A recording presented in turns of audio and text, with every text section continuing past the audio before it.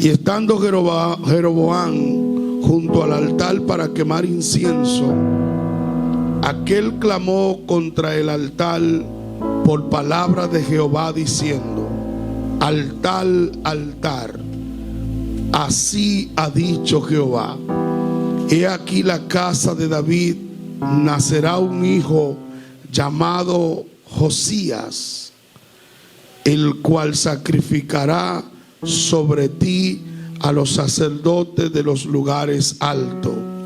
Quemará sobre ti incienso y sobre ti quemará huesos de hombre. Y aquel mismo día dio una señal diciendo: esta es la señal que Jehová ha hablado. He aquí que el altar se quebrará y la ceniza que sobre él está se derramará. Cuando el rey de Jeroboam oyó las palabras del varón de Dios que había clamado contra el altar de Betel, extendió su mano desde el altar y dijo: prendedle. Mas la mano que había extendido contra él se le secó y no lo pudo enderezar, y el altar se rompió y se declamó la ceniza del altar conforme a la señal que el varón de Dios le había dado. Padre, gracias por tu palabra. Háblanos, que estamos listos para escucharte. Perdona nuestras ofensas, pecados e iniquidades. Este pueblo sea bendecido por tu palabra. En el nombre de Jesús, por favor, siéntese.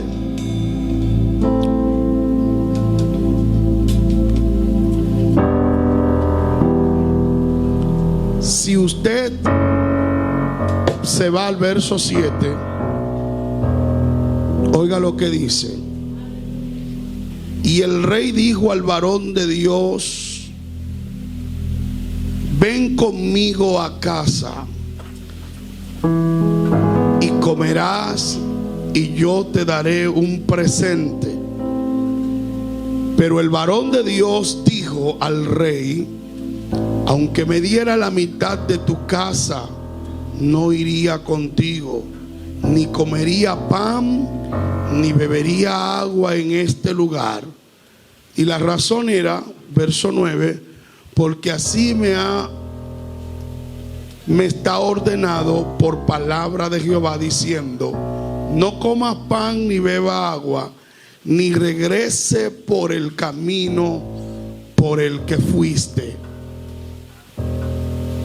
A mí, de manera personal, me llamó mucho la atención cuando leí esta historia, porque anoche, específicamente anoche, yo estaba moviéndome en mi habitación y pedí a Dios que tuviese misericordia de mí y que me diere la palabra para ustedes. Y el texto o la palabra que escuché de Dios fue interferencia catastrófica.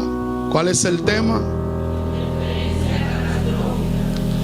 Y inmediatamente me llegaron dos historias.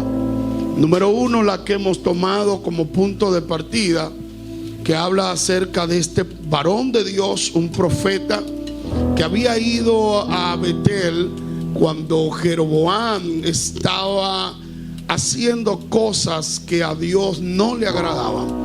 Estaban quemando incienso a los dioses paganos.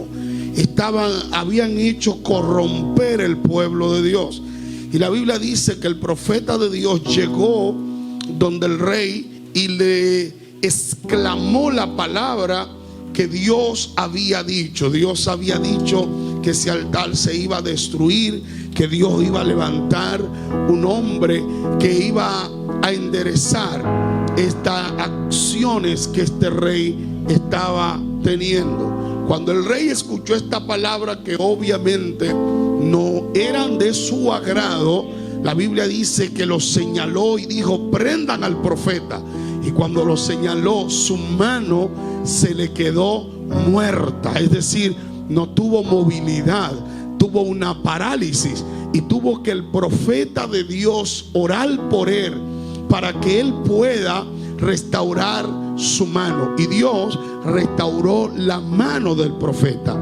Lo que me llama la atención en esta extremada historia es cómo este hombre, profeta de Dios, tenía una conexión directa con el Eterno. ¿No lo nota? Vean cuál era la conectividad que existía entre Dios y el profeta. Había un alineamiento, había una frecuencia divina que hacía que el profeta interpretara lo que el cielo estaba hablando.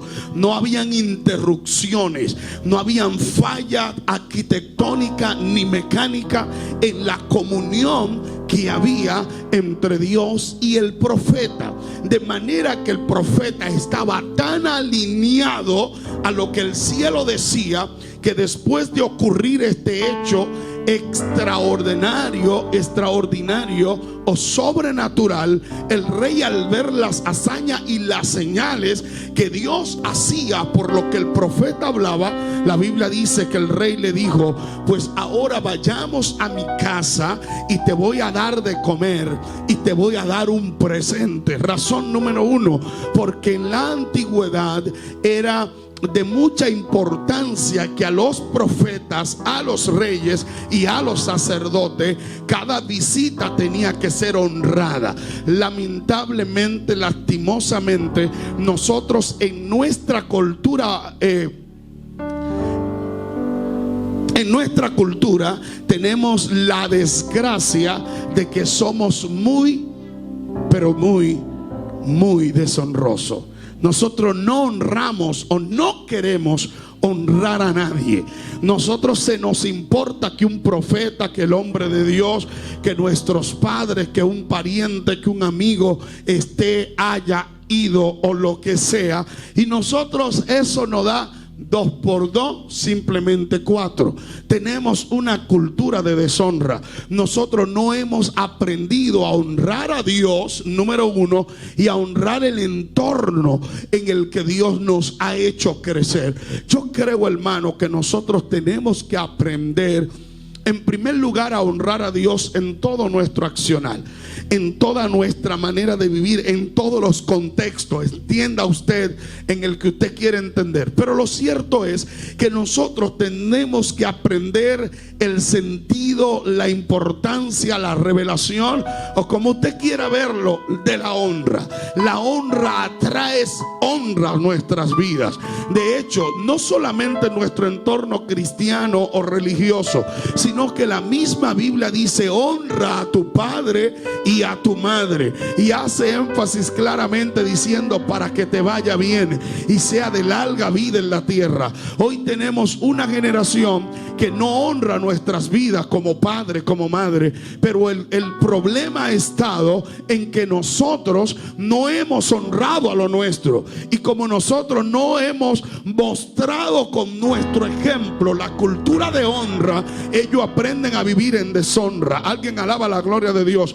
Yo recuerdo en mi antigüedad ver a mi madre que compraba 7 plátanos por escasez, y de esos 7 plátanos tomaba los 3 más grandes, los 2 más grandes. Si alguien le traía un mercado o algo del campo, tomaba lo seleccionado, lo mejor para eso, y se lo llevaba a la pastora que le pastoreaba, que era Rosa en ese entonces. Y yo le decía: mami, ¿y por qué usted toma los mejores plátanos que podrían ser para nosotros, o lo mejor de lo que le trajeron? Porque estamos en escasez, estamos en una condición crítica. ¿Y por qué usted toma lo mejor y se lo lleva a la pastora que está recostada allá? Y me decía mi madre: no es para que usted haga eso, porque los tiempos han cambiado, pero mami me decía: eso se llama honra. Cuando tú honras a tus líderes, la bendición unción que cae sobre ellos reposa sobre ti, porque primero viene sobre la cabeza, de la cabeza baja la barba y al borde de su vestidura y a todo el contexto que esté en ese territorio. Alguien bendice a Dios en este día.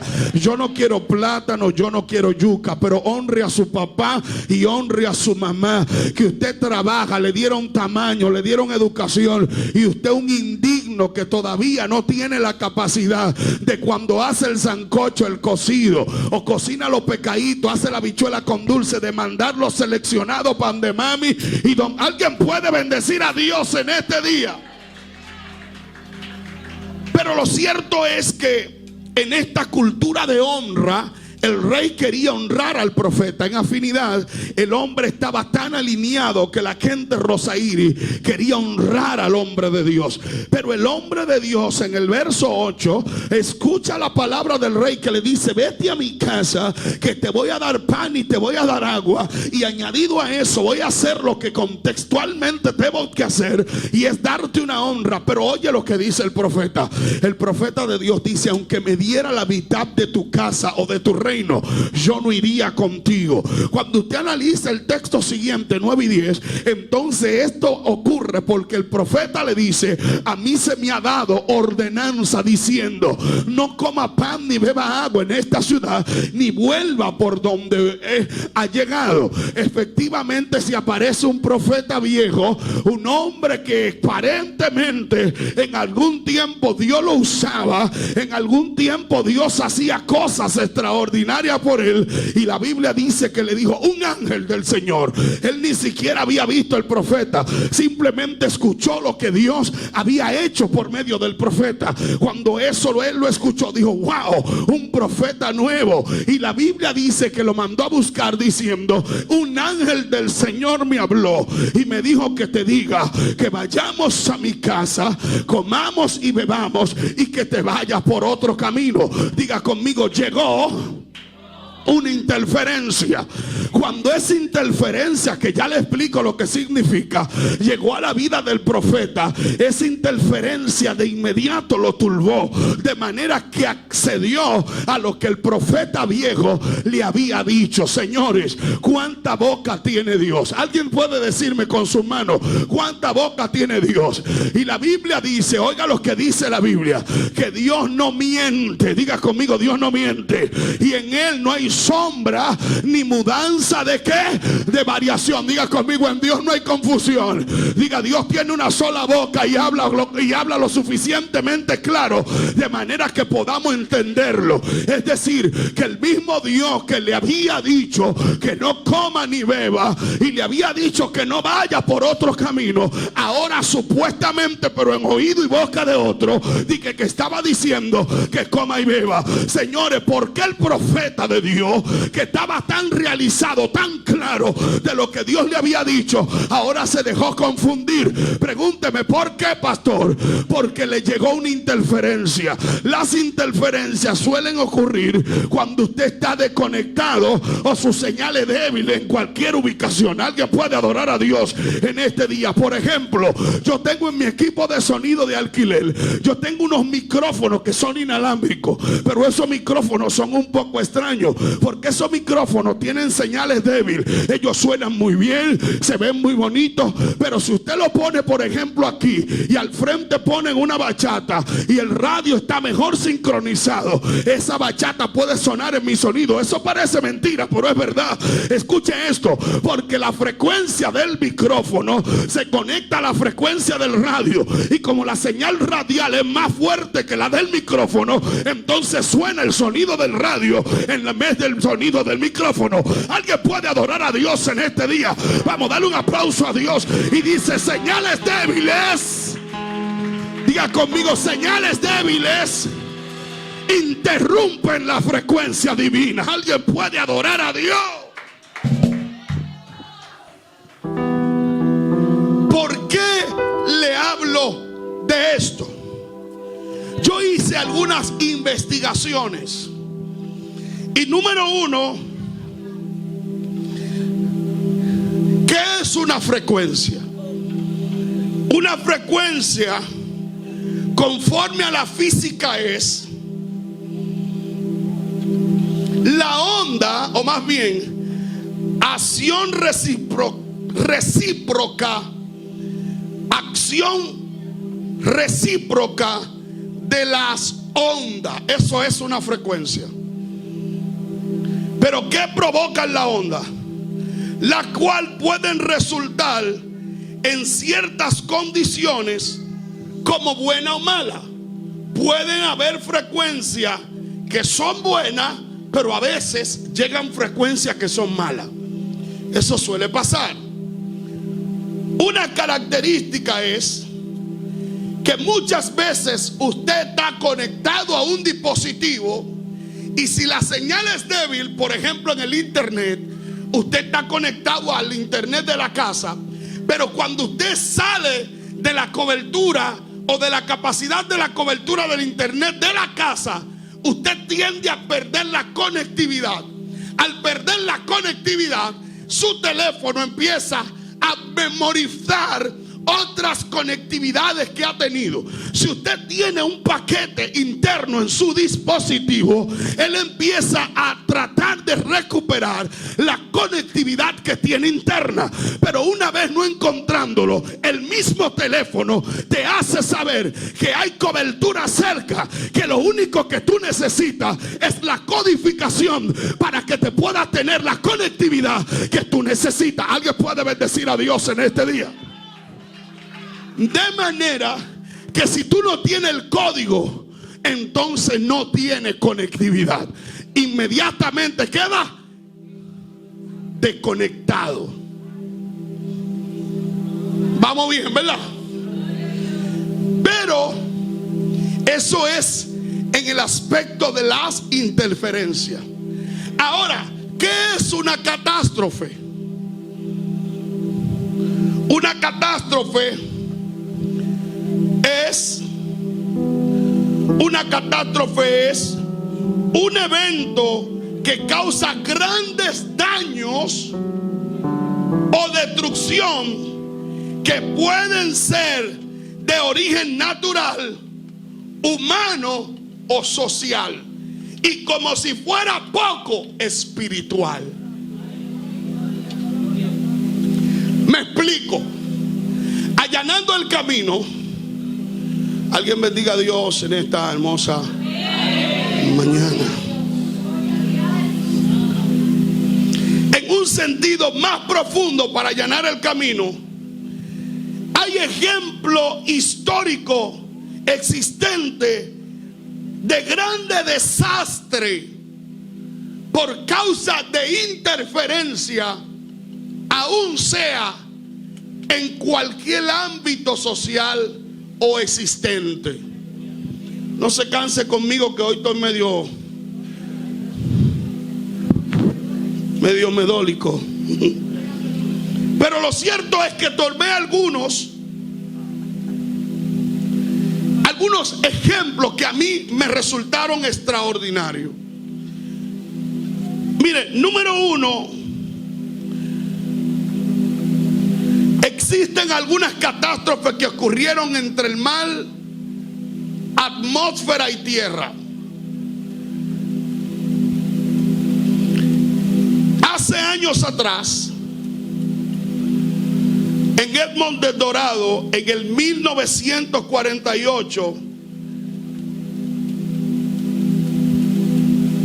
en los Estados Unidos hubo un sismo que golpeó una gran cantidad de personas. ¿Dónde murieron? Más de 3,000. La gran niebla del 1952 en Londres, que mató a más de 4,000 personas. Esos son catástrofes que ocurrieron, que producieron daños importantísimos en la sociedad. La tormenta de arena de Malibú en el 1983, un año tenía yo de nacido. De eso hace 41 años. La neblina del sureste de África o de Asia del 1997. Y le puedo mencionar otras más, pero quiero avanzar. La más cercana catástrofe que ocurrieron fue la del 2010, que está registrada. La del 2010 en Haití, llevando impresionante, nunca antes visto, por lo menos en esta parte del hemisferio.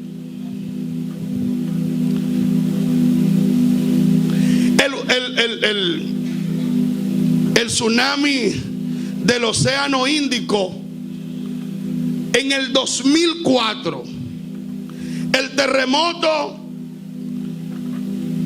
Sichuan en China en el 2008, y hay otros más que no voy a mencionar. Pero lo cierto es que han pasado catástrofes mortales que han destruido mucha gente de una nación. Y como si fuera poco, no podemos ignorar la reciente catástrofe que tuvimos el lunes. El martes, sí, ciertamente el martes, gracias.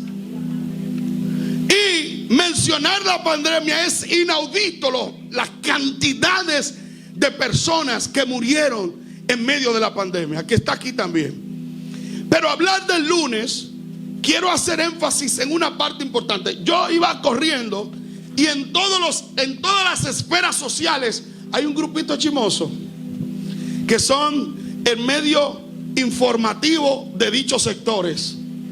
Hay un sector, yo les conté los otros días, de ahí hay un espacio y una silla que es de un hombre que no hay quien lo mueva de ahí. Y yo voy a tomar un café, compro mi café y veo el murmullo y veo la gente, ay Dios mío, y que Rubí Pérez, etcétera. Y en medio de esa atmósfera me despertó curiosidad, porque veo la gente, ay Dios mío, y gritando, personas que literalmente gritaban con lágrimas. Y le pregunté al informativo, ¿y qué fue lo que pasó? Y usted no sabe, pero esto se está acabando. Van 23 muertos habían ya. Eran casi las 9 de la mañana y habían sacado. Ahí mismo donde yo estaba sitiado, están algunas oficinas del Ayuntamiento de Santo Domingo, hermano, y yo allí me informé. Pero lo cierto es que todas las catástrofes se originan en una falla. Todas, absolutamente todas. Yo creo, de manera muy particular, nadie tiene que estar de acuerdo conmigo, que lo que pasó en el Yesé no fue un castigo de Dios. Nadie tiene que estar de acuerdo conmigo. Respeto la opinión y usted debe respetar la mía. No creo que el Dios que hizo los cielos y la tierra actúa de esa manera para llamar su atención. El Dios que nosotros le servimos, Juan dice que de tal manera amó Dios al mundo. El amor de Dios sobrepasa todo entendimiento, hermano. Oiga esto. El amor de Dios es tan grande que Él dio a su Hijo. Él mismo se apropió de un cuerpo para morir por nosotros, para rescatarnos de nuestra condición adámica, pecaminosa y caída. Entonces, pastor, si no es un castigo de Dios, ¿qué fue? Una falla en medio de una irresponsabilidad. Es lo que yo creo. Es lo que yo creo. Lo que pasa que nosotros, hermanos, en el aspecto religioso a veces somos demasiado religiosos, y la religión no nos permite ampliar el radio y entender que hay cosas, hermano, que no tienen nada que ver con Dios, que se originan en el hombre. Una falla de construcción produjo este colapso de este edificio. Eso pasa. Mi papá es maestro constructor. Yo me crié en la construcción. Me criaron con el dinero de la construcción y todavía vivo haciendo trabajo. Pero lo cierto es que Dios siempre quiere advertir, quiere que la gente se conecte a la frecuencia del cielo para Dios salvarlo de su condición pecaminosa. Para todos no fue crítico y ruinoso lo que pasó en el Yesé. Para muchos, entiéndame con sentido del humor, fue lo mejor que le pasó. Por ejemplo, anoche vi un testimonio de un joven que su familia completa es cristiana. Hizo un video, recuerdo muy bonito, él vestido, un negro así como yo, aleluya, tirándose fotos, y mandó un audio a su familia. No conozco la veracidad del mismo, pero fue lo que las redes por lo menos brindó. Su hermana salió, y vamos a creer que sí, diciendo: dile a mami, a quien dije ahorita que hay que honrar, porque la esposa que tengo, que eso no va a pasar, oíste, pero te voy a poner de ejemplo, se puede ir mañana y dejar de ser mi esposa, ¿sí o no? Pero mami no podrá dejar de ser mi madre, y yo no podré dejar de ser su hijo. ¿Alguien me dice adiós? Es el ejemplo. Dile a mami que la quiero mucho. ¿Y tú cuántas veces se lo ha dicho? Yo he aprendido que Ligia, yo sé que un día de esto me va a matar. En un buen sentido, hueva. A comprarle ramo de flores a mi madre y a llevárselo. Porque ella dice: a mí no me venga con cuentos cuando yo me muera, y que con un ramillete grandote a comprarme flores. Cómpramela ahora, que me gusta olerla ahora. Y échamele mucho calito para que me ambiente la casa. Oíste, Daniel, a mami hay que honrarla ahora. Y mire que aguantar la mamá, la madre mía, mujer intensa como esa, y una inquilina que yo tengo, ay, ay, ay. Señores, ¿qué le estoy diciendo con esto? Díganle a mami que la quiero mucho, y díganle que yo estoy bien. Señores, debajo de los escombros, es que no importa dónde tú estés, si tu conectividad está latente con el Dios de los cielos, entonces no para todo fue malo. Lo mejor que le pasó a ese individuo fue llevarlo abajo de los escombros, para que pueda reconocer que Dios lo amaba y que quería salvarlo. Ese fue el momento que Dios pudo utilizar para salvarlo a él. Pero le voy a hacer una pregunta exhaustiva. ¿Y lo demás? ¿Qué usted cree que pasó con ellos? Los que estuvieron debajo de los escombros ahora y murieron, ¿qué usted cree que pasó con ellos? Me parece, en mi corta experiencia, que en este país nadie puede decir que no conoce de Dios. Eso puede ocurrir en otros países, pero en nuestro país, que la gente harta de tanto predicar, eso es para los que no les gusta el evangelio. Pero nosotros sabemos, hermanos, ¿sí o no?, que en cada esquina hay uno que dice: Cristo viene. Un tratado, un anuncio, un periódico, una valla, distintos medios que Dios ha utilizado para pregonar su palabra. Alguien diga por lo menos gloria a Dios en esta mañana. Yo creo que esa gente allí se salvaron. Pastor, ¿qué necesito para ser salvo? Ponerme el vestido hasta los talones y andar como un mosú o como una monja. No, lo único que necesitamos para ser salvo, el apóstol Pablo dijo: cree en el Señor Jesucristo. Solo es creer y basta. Todo lo demás lo hemos puesto nosotros. Carga que no podemos ni nosotros mismos cargar. Estoy muy acelerado, tengo que bajarle 2. El evangelio no consiste en lo que usted se pone o en lo que usted se quita. Y yo sé que esto me cuesta decir esto, porque todavía hay cosas que no la digiero bien. Pero el evangelio es más que una apariencia. Aquí, por más que yo les quiera aparentar como el pavo real, a veces me veo los pies y sé de dónde cojeo.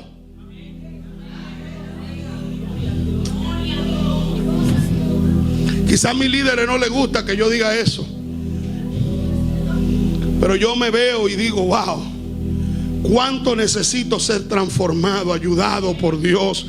Porque imagínense un hombre perfecto trabajando con gente imperfecta.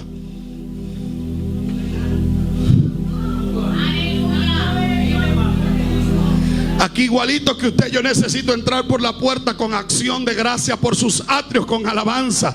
Igualito que usted, yo necesito el perdón de Dios cada mañana. Igualito que usted, yo necesito que Dios me bañe con su Santo Espíritu. Igualito que usted, yo necesito reeducarme en la palabra de Dios. Igualito que usted, yo necesito a Dios. Y quizá más que usted, porque muchos de ustedes no tienen el compromiso que yo puedo tener. Pero lo cierto es que esta catástrofe del Yexe dejó 200 y tantos, 221 personas muertas y 100 y pico de heridos. Catástrofes que se dan por una falla. Pero quisiera mencionarle tantas cosas que en tiempo no me daría. Pero donde quiero que aterricemos es en estos 2 puntos y termino. No sé cuánto tiempo me queda, pero voy a terminar con estos 2 puntos. El profeta que le hemos leído estaba muy conectado a la frecuencia del cielo, ¿sí o no? Y se metió una interferencia y lo llevó a ¿qué? A una catástrofe. ¿Cuál fue la catástrofe? Que cuando se dejó llevar del profeta viejo, fue y comió, hizo lo que el profeta viejo quiso, y entonces ahí sí vino palabra de Dios al profeta viejo. Cuando la palabra de Dios vino al profeta viejo, entonces le dijo: es mi palabra. Por cuanto hiciste lo que Dios te dijo que no haga, ahora te herirá y morirá por cuanto no obedeciste. La interferencia, oigan qué malo es el diablo. El mismo que Dios utilizó como radiofrecuencia para probar la fe del profeta joven, a ese mismo usó Dios para utilizarlo, para advertirle el error que había cometido y darle el juicio que se había ganado. Señores, no se apure, que usted me va a entender muy bien ahorita. El hombre que era un profeta no como nosotros, profeta de ciudad, que todo muy rico, muy chévere, muy nice. No, un profeta de verdad, con oído y boca de Dios, boca de oído de Dios y boca de Dios. Se murió, se lo lambieron, herido por un león, y cayó muerto. ¿Por qué? Porque una interferencia lo hizo desobedecer a lo que Dios le había dicho. ¿Qué le costó? Le costó la vida, tan bella y hermosa que es. Estoy entrando en un trance, no de esos que suelen por ahí. Estoy entrando en un punto de mi vida que no me voy a dejar matar por nadie, porque yo me he dado cuenta que como quiere malo, y no hay forma de agradar a todos. Mire, no hay forma. Ya yo lo busqué de todas las formas y no hay forma. Si usted ora mucho, él nada más ora, no visita. Si deja de orar y visita, él nada más visita pero no ora. Y no lo voy a seguir alargando, porque amaneceríamos aquí yo poniendo el ejemplo y ya usted lo entendió, ¿sí o no? Amén. Lo cierto es que la interferencia le costó la vida al profeta de Dios. Se lo lambieron. Pero él no pasó nada más eso. Dios le habla a Adán, le da una orden y se mete una interferencia llamada Satanás. Y le dice: con que dijo Dios, comió. ¿Qué le pasó? Le costó también la vida y también el huerto. Pero imaginémonos de otro profeta poderoso conocido como Jonás. En el capítulo 1 del libro que lleva su mismo nombre, oiga lo que dice: y vino palabra de Jehová a Jonás, hijo de Amistaí, diciendo: levántate, vete a Nínive, aquella gran ciudad, y pregona contra ella, porque ha subido su maldad delante de mí. Eso es Dios hablando. El propósito de Dios, a pesar de la maldad de Nínive, era salvarla. Porque es que Dios es amplio en misericordia. No es como usted y como yo, que de que le pisan el callo, ¡ah!, le sale el diablo, que digo, le sale el otro hombre que usted tiene dentro.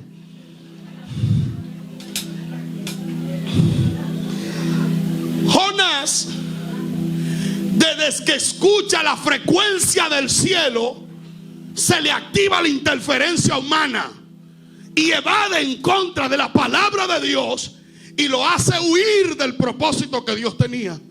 Note esto: Dios le dice: vete a Nínive, aquella gran ciudad, porque su maldad ha subido delante de mí, y pregona contra ella. Pero se le activó el chip, el pasado. E inmediatamente se le activa el pasado a Jonás. Dice: sí, yo vengo ahora. Y dice que descendió a Jope y tomó una nave para huir a Tarsis. Oiga lo que hizo una frecuencia. Oiga lo que hizo una interferencia de conectarlo de la frecuencia de la voluntad de Dios, del propósito divino. Entonces, ¿sabe lo que ocurrió con Jonás? Que le llegó una catástrofe. Una catástrofe que la provocó él, que dañó a tercero, dañó a otro. Noten la historia. Jonás se monta en su nave rumbo a Tarsis, y en el camino, de repente, Isaías capítulo 51, si mal no recuerdo, la Biblia dice que Él es el que agita el mar y hace a los vientos su mensajero. Se le agitó el mar a la nave, y la nave temblaba como un borracho, y se estaban tirando todo afuera. Y Jonás,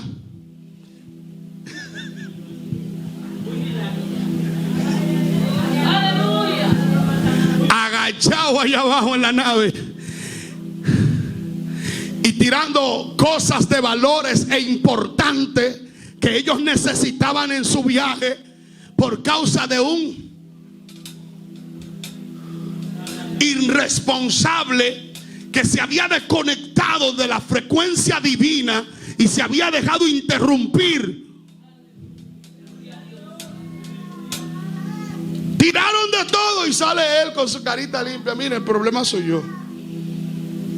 Cuando ustedes me tiren a mí, se va a calmar el viento, el mal, y ustedes también dejarán de estar así. Obviamente, o más bien, efectivamente, tiraron a Jonás de la barca y le hizo una gran bonanza. ¿Por qué le he compartido esta historia? Yo busqué alguna explicación en GGBT, o dígalo usted, ChatGPT, ese mismo. En física e ingeniería se conoce como interferencia electromagnética que causa fallo catastrófico en sistema. Una interferencia tiene la capacidad de producir fallo catastrófico en un sistema. Henderson, que es ingeniero en esa área, sabe que una interferencia puede producir un malestar grandísimo en una empresa, en su sistema. En informática, por ejemplo, interferencia entre procesos o señales que llevan a fallos graves que pueden producir grandes pérdidas. En sociología o política, interferencia externa que generan crisis o malestares entre mismo grupo. Y ya estoy terminando. O en otros ámbitos, toda interferencia social puede producir males cuando no está acorde a la misma línea de pensamiento. Se terminó todo lo que había que leer. Pero ¿cuántos de nosotros no hemos sido interrumpidos por una interferencia interferencia que no está alineada a la frecuencia de Dios para nuestras vidas. ¿Cuántos de nosotros, después de haber sido utilizados por Dios, movidos por Dios, después de Dios hacer grandes hazañas en nosotros y a través de nosotros, no hemos sido invadidos por frecuencias que lo único que procuran o quieren es desconectarnos de la conectividad divina, y nos han llevado a catástrofe lamentable o de lamentar en nuestras vidas? Un ejemplo práctico y llano: usted está acostado con su esposa o su esposo, después de un hermoso momento, un tiempo agradable de conversación, no solo es el morbo, y de repente usted o su esposa dice algo, y lo entendido pueden darse cuenta que una interferencia del infierno que llega para destruir o violentar